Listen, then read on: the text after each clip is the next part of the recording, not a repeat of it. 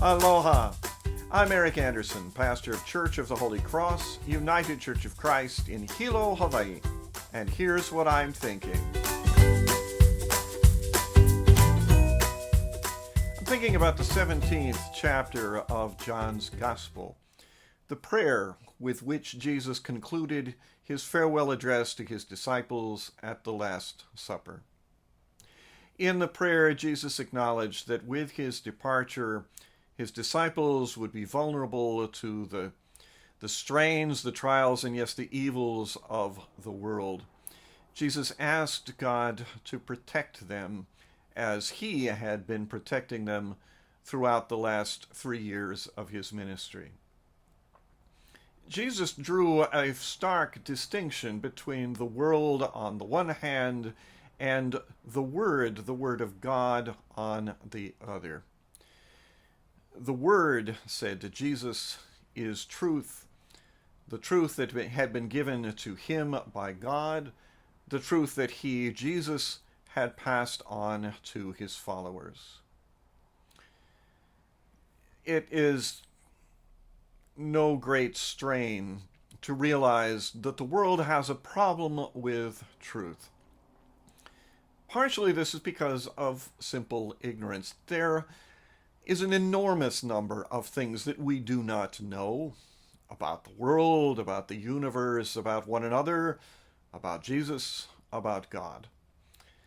Ignorance is simply a part of existence, one that we can, at least to some degree, make changes in. We learn things from the day that we are born, right up until the day that we move on to the next life. We learn, and our ignorance declines. It is also true, however, that within this world of ours, there are people who tell falsehoods, and not just in ignorance. People invent things not for entertainment or for instruction. They invent things for their own interest in order to deprive other people of things, resources, love. We are surrounded by lies. Again, this is no great surprise. Jesus said in that prayer that we, his followers, are people of the Word, people of the truth. But we, people of the Word, live in the world. And though Jesus said we are not of the world, we are still within it. We still experience it. We still struggle with it and with the world's uneasy relationship with the truth. We are called to learn, to deal with that reality of ignorance, and to get closer and closer to a full knowledge with each passing day. That's not easy.